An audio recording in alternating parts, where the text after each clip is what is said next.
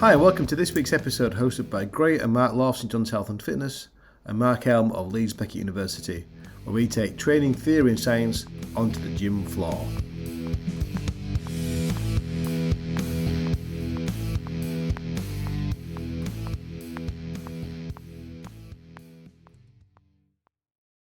Hey up everybody, welcome back to the Yorkshire Fitness Podcast. This is our first episode of 2023, isn't it boys? So we're back into it. As you can see, it's January, it's freezing cold, we're all wrapped up, even though it is a little bit warmer in this office, but it's cold out on gym floor.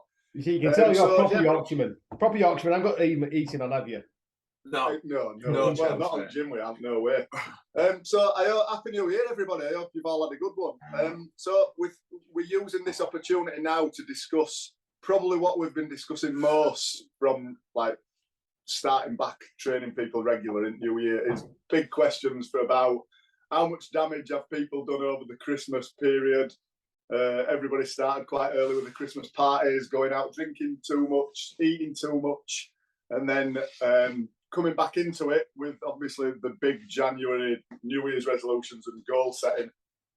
So we just said it'd be quite a good topic, didn't we, to for us to take what we've been discussing mostly with us members on gym floor and bring it onto here and bring you into it, Elm, see if it's a similar thing from your personal point of view, you and Haley, and students, whatever, so we can put your spin on it as well.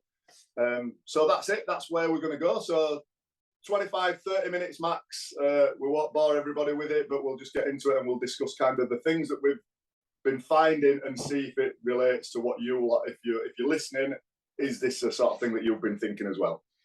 So do you want to lead us off? Yeah, I can do if you want. Yeah. So we get obviously January, everybody's coming in. It's a clean start, and it is a bit of a clean start for everybody, I think. Isn't it? I think no matter who you are, you can't help but use it as a bit of a starting point, can you, for moving forward for a year and what you've got on. So I think we've taken one on from, but so we'll go into it in that you go to the habits book again. We refer to Atomic Habits a lot, and we still work on it massively with clients on this because it's so important, and it's focusing on the little processes in it throughout the year instead of just the straightforward weight loss goal. So one of them that we've jumped on, which a lad who Gray trains did last year, his target was to run 500k a year. Now 500k, my initial thought was, oh Christ, that's a lot. But then you break it down, it's 10k a week. It's doable, like without breaking your ass sort of thing, without beating yourself up too much. It's doable. And we've both taken this on. And the reason I've taken it on, well, I think both of us, because it just brings a bit of consistency to it, doesn't it? Because it's one of them that's doable as long as you are consistent. Yeah. As soon as if you knock it on head and you miss 3, 4, 5 weeks, whereas you can afford to miss a week and drop back on it, which goes back to your Atomic Habits, doesn't it? Like if you miss it, don't miss 2. Like if you miss one thing, don't miss 2. And already in January, it's just making me get out. So we've been trying to get people on board with that. But then just their own little process goals we've been working on, and we've just had a quick chat about the Tim Spector, like the 30 plants a week, 30 varieties of plant a week and stuff like that. Just little things that if you put them into your lifestyle, that the longer term results will be better, and focusing on them little wins constantly, thinking, oh, tick that off. Little doable goals that add up over time, I think, rather than just going straight in, I want to lose 4 kilos by end of Feb or end of Jan, and going all in, training 6 times a week, but first 2 weeks, and then you realise you can't sustain it and it all falls off magically. So I think that's where we've been going at, really, haven't we? Into just trying to just focus on some small process goals with that bigger goal in mind, just put it back a little bit. And yeah. Yeah, because Haley will be listening to this, I'm sure, at some point. We talked about last night. So Haley every year does me versus the year on My Run, I think it is. And it's like she always kind of looks at what percentage is she of the for her age group and the women and her age, that kind of stuff. So seeing herself go up in the rankings is something that she quite likes to kind of have a look at as well. How many distances she's covered be able to look backwards as well. So I think that you mentioned there, Matt, about how much you got left to go. But when you can start to look backwards a little bit and worry about how far you've travelled, like going, I've done 150k, and it's only like end of January or something like that. I'm throwing numbers out randomly. I'm talking about what you guys do. Or Billy, our mate Billy runs silly amounts. But when you start to look back, you go, actually, it's not quite as far as I thought because I've done so much already, and it's easy to see it build up. And it's better to look backwards a little bit than to look forwards. It's quite motivational, isn't it? When you see it and you think, I've done that already. That's, like, that is doable. So I can't give up now. I've done all this distance. I'm not going to stop now. If you're looking for, I've got another 350 kilometers to go. I'm not sure about that. But you look backwards and go, how much distance you've traveled, and going, well, I've done that bit now. I've got to keep on going. Yeah, so we had a conversation between us three, didn't we? We listened to Tim Spector about gut microbiome and gut health and all those kind of things. So I've done a few of my own little things I want to get better at across this year. So I'm falling short of calling it a New Year's resolution. So I don't really buy into that, but I'll talk a little bit about that. But things like slowly building up. So he talked about 30 plants a week or month, or 30 plants a week, I think it was. Yeah. Like if I get 3, I'm done well. Like I am the worst eater of plants. If I could eat meat on its own all the time, I'd be that. Brilliant. Like bit of steak between 2 bits of bacon. That's kind of my perfect sandwich. So I kind of like said, but if I tried to go and do 30 plants now, I couldn't list 30 plants. I don't think. So like, I'm going to do 2. It's like 3. I think I've done 3. I'm going to add like 3 fruits to my diet this week.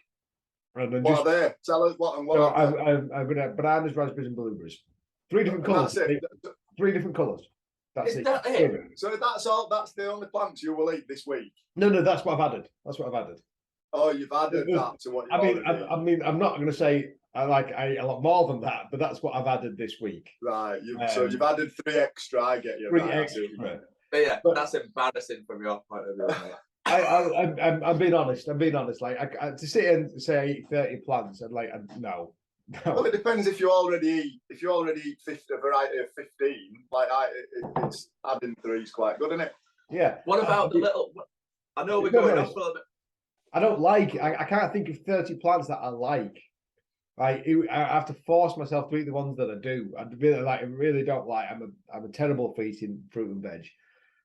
But what about the nuts and seeds? What about the nuts? What about the nuts and seeds and stuff like that, and throwing them into it and stuff? Well, that's it. There are things out there, but what that would mean is like my diet would have to be completely uplifted and changed completely. Right. And like we talked about this already, like if you change so much so soon, it is doomed to fail.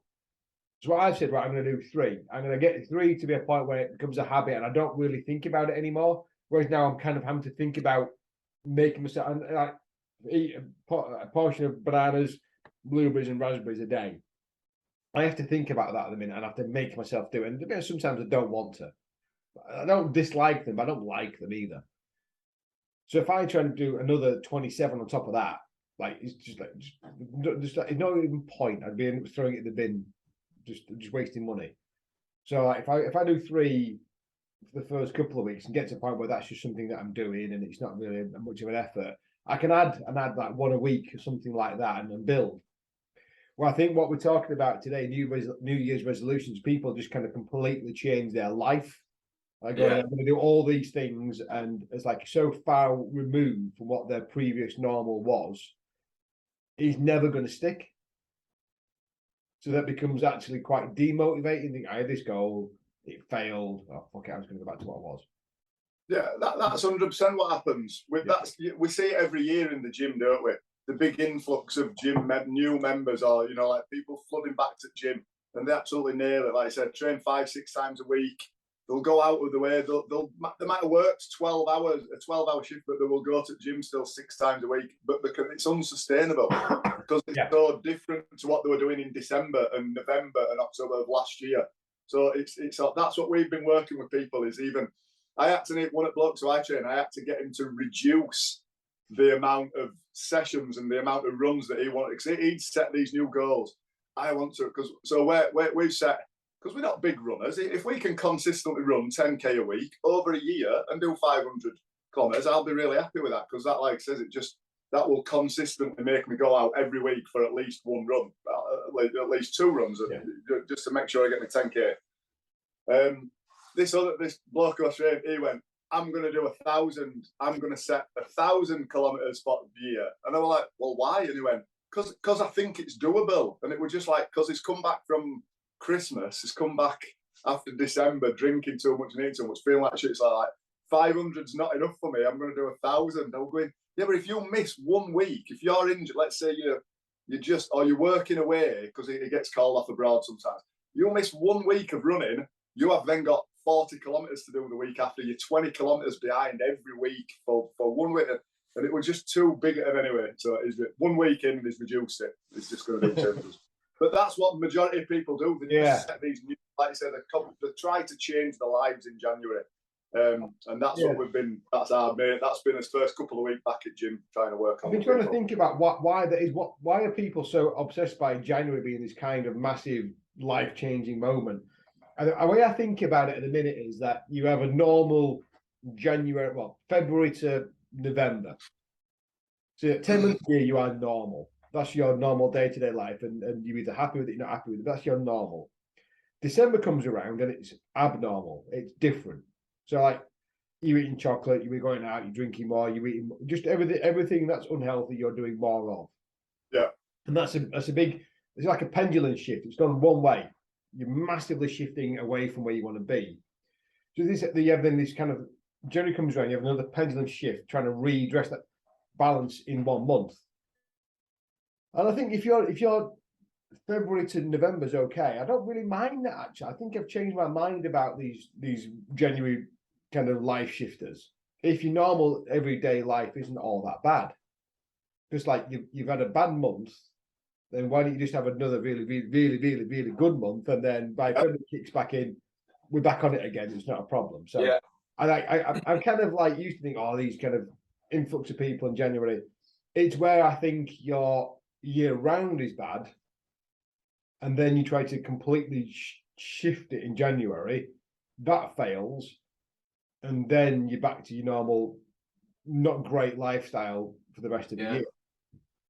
So I think there's a bit of a difference there. But I also think if you have this kind of massive life-shifting moment in January, you try to do all this exercise. If one bit sticks, that's not necessarily a bad thing.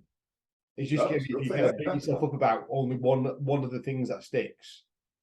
But generally speaking, like that's what happens, isn't it? We have this huge, I'm going to eat all these different foods, I'm going to get all this extra sleep, I'm going to do all this different exercise, and then realize that none of that, you can't do all of it at the same time and go, oh, bollocks, I'm going to go back to what I was. So it's about what is normal, and like how getting back to normal, is that okay, or is it not okay? Because if it's not okay, we need a small shift. If you're okay, it's okay, still okay, then why not have a mad January, getting kind of undressing the balance of 18 back to weeks a day? That is, that's fine. You know what? I'm going to agree with you there. For a change. Yeah. I'm going to totally agree with you, because that takes us then to December. We've also told people just not to worry about it. Yeah. They've come back stressing about eating too much. So we're back on again with a bit of a glitch there, but the computer broke because we all agreed with each other. We just agreed on that. So we're just saying that we agree about the fact that you guys say to your clients that don't worry about Christmas, it's okay, and we'll fix it in January. Kind of think. Pretty much, yeah. Because what we were saying, like I said, when we had this glitch, people come back really kind of probably disappointed with themselves, over what they've done over Christmas, just because they've been different. They've been meeting with friends and family and drinking more and eating more. And it's like, don't worry about it. As long as you get back into the routine of your normal, which generally most people who come here are quite regular with the training. We don't have that many who, kind of disappear off for 6 months, because we're not like a big commercial gym, are we? Yeah. We do have regular contact with everybody who comes to these doors, so we very rarely lose. So it's just like, we just try and say, don't worry about it. You've enjoyed Christmas. We do. I love Christmas. We met up and had a few beers, didn't we? I definitely spent more time with like out socializing. We had a few days off from gym. We had a couple of days away, and part of you does want to get back into your training and get back on it. But it's just like, as long as you do and don't disappear for 3 months and like fall off the wagon completely and continue your Christmas routine forever, it's fine. Go and enjoy it. It's like when people go on holiday and enjoy yourself. 1 or 2 week away, drinking and eating is not going to ruin everything that you do, as long as it is. That's the habits fucking it. As long as the good habits fall back in and you continue again, you'll be fine. Yeah. So we just tell people not to worry about it and just forget about it. Just get back into training. Let's see how you feel next week or week after that. And generally everybody they come back in the second week and go, oh yeah, I feel loads better. So that's generally it. It's over and done with. And unless you're willing to give up on Christmas and not go out and mix and drink, then what's the point in stressing about it anyhow? Do you know, like, it's just, it does seem a pointless thing. You're doing something that you enjoy doing. You know, like you enjoy doing and having that time where you see people and you catch up and you have your nights out. So unless you're willing to just go, you know what, I'm done with it all. Do you know what I mean? I'm never going out again. I'm not drinking anymore. I'm not doing it. Unless you're going to do it, there's no point stressing, is there? No. You know, there's just no point. Just it is what it is, and you move on. You know what I mean? You crack on with where you are now, don't you? What we're talking about there is earning the right to have a Christmas, isn't it? Really, it's like going. Yeah, probably. You've done the hard yards between January and November, then you kind of earned the right to not give up, but relax a little bit and enjoy a few more excesses in the kind of Christmas months. Yeah. So I'm kind of. Well, I say I've shifted kind of my mindset about what January should look like for everybody. Going, everybody should just kind of just have a good lifestyle, just be normal. But like going, actually, you know what? If you've had a good lifestyle all year round, you've had a bit of an excess in December, just crack on and kind of kill yourself in January, because February comes round, you're back on the kind of hamster wheel again, and you're okay. Yeah, that's it. Yeah, and that's the main thing is then. But then it's like you say, calm down. Get back to your normal level for the next 10 months rather than, but some people just nosedive off, don't they? They'll be back in gym every day for January and then they disappear. And then you don't see it until January. It's 21st, I think 21st of January, they reckon most people have given up the New Year's. If it's one of these out and out New Year's resolutions, I'm sure I've heard that. I'm sure it's about 21st of January. And it makes sense, doesn't it? Cause I think something like that is like the most depressing day of the year or something like that, isn't it? It's like mid-January, it's the longest time since you've been paid. The weather's usually rubbish. There's dark nights. I think the most depressing day of the year. So it kind of probably makes sense that that's why people give up on that day, because they're fed up. Yeah. The other thing I suppose to think about in the old New Year's resolutions thing, which again I think is something I'd probably quite encourage people to do, is that reflection on the previous year. So I don't mind a New Year's resolution, which isn't necessarily all-encompassing, but going, so you have had a good year. You've got lots of clients who are consistent, they do lots of training, they eat the right things, and just reflecting on what they've achieved and kind of refocusing on what else they want to get out the next year. Because if they're just on the turning over, just keep doing the same things over and over again, eventually get bored and give up on it.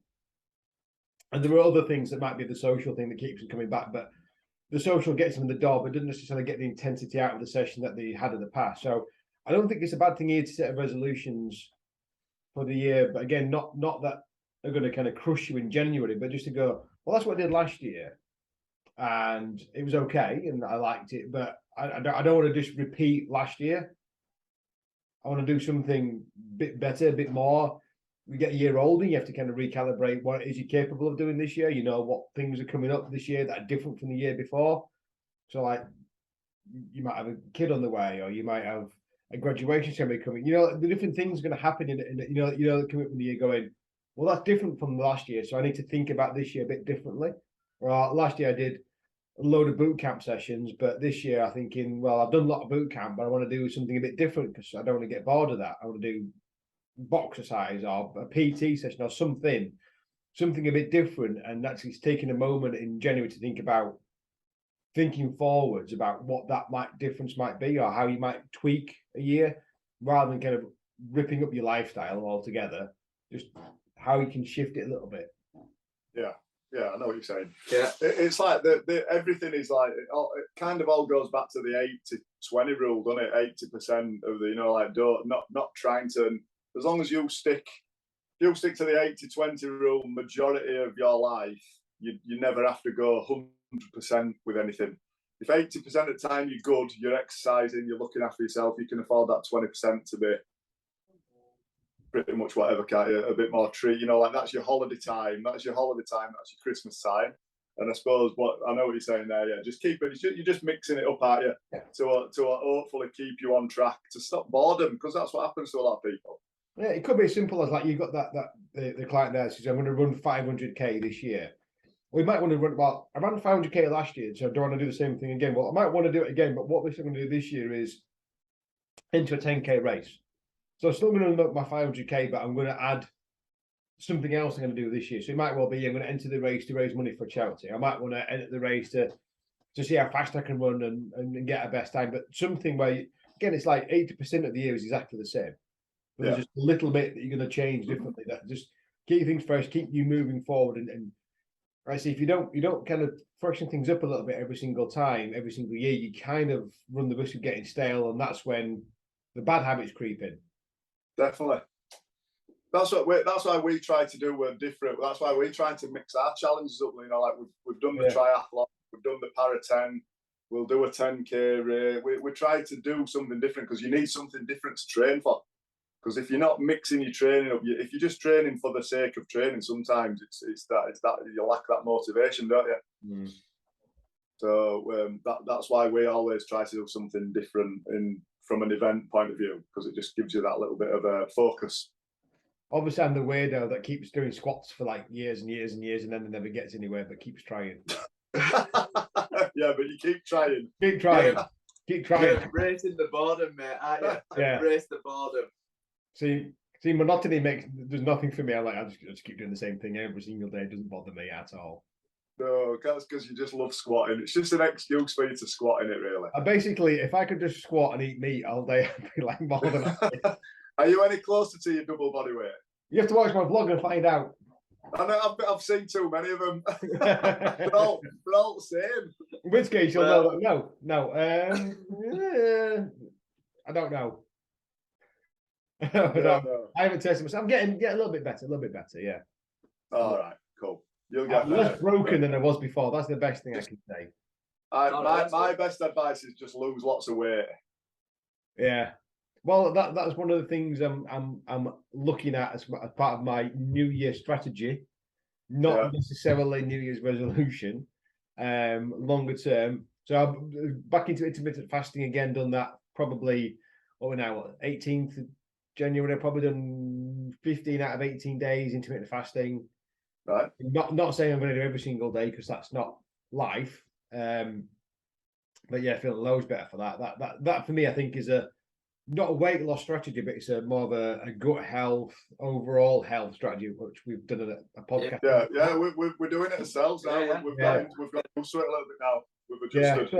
I mean, I read that what's that Tim Spector episode? Restricted eating, he calls it. Time restricted eating. Time restricted eating, and I think that is the thing. And he reckons, I've been trying to go 14 hours, mate. I've been trying to do the 14. And I think at 14 is doable. Do you know? Yeah. 16 doesn't fit in with my lifestyle. I'm trying to do 16. I'm trying to basically say like the goal is 16. The least I'll do is 13. Yeah. I think if I do, I'm going to say if I don't do, I know that the technical definition is 12. But if I think for me, time restricted eating, if you're doing less than 13, that's not a fasting day. That's kind of like a mind thing. I've said like at least get to 13. I think that makes a big difference. The thing that makes a difference for me at the minute is both kids are sleeping. That's like game changer, isn't it? Game changer. Big time. Yeah, life changing, mate. Definitely. You'll be loads better. Right, that'll do then. Shall we wrap that up? So, in a nutshell, so the advice. Let's say what were his aims? What were the advice we were wanting to give a little bit on this was? I think there's two ways of looking at it. So if you have a lifestyle year round that you're happy with, that's delivering that your health and fitness goals, having a mad January, getting back on the wagon is no bad thing. Because you know that when February comes round, you'll be okay. But if you're not, if you are convinced that your lifestyle is poor, trying to unpick it all and change it completely in January is not great. And it should be small, kind of subtle changes progressively over the course of the year, not trying to do it all in January. I think that's what we said, I think. Yeah. Pretty much. That's what we wanted to get across. And ideally, we're focusing on that, on the little processes, aren't we? Yeah. Small goals. The little Set processes small goals. that take you to where you want to be. Yeah? Yeah. That's Yeah, it. Small, we've sorted achievable it. goals and Christmas, and don't worry about it. If you feel like you overindulge at Christmas, don't worry about it. As long as you're back into it now, that's the main thing. Yeah. All right. Nice one. Thanks for listening, everybody. And we'll catch up soon. Yeah. See you all next time. Cheers, El. Right. See you. Bye. Thank you for listening to today's episode. If you liked the episode, we'd like you to share with us that on YouTube, Instagram and Twitter. You can listen again on Spotify and Apple Podcasts. Please leave us a rating and a review, and any comments would be more than appreciated. And hopefully you'll tune back next time for our next episode. The Yorkshire Fitness Podcast.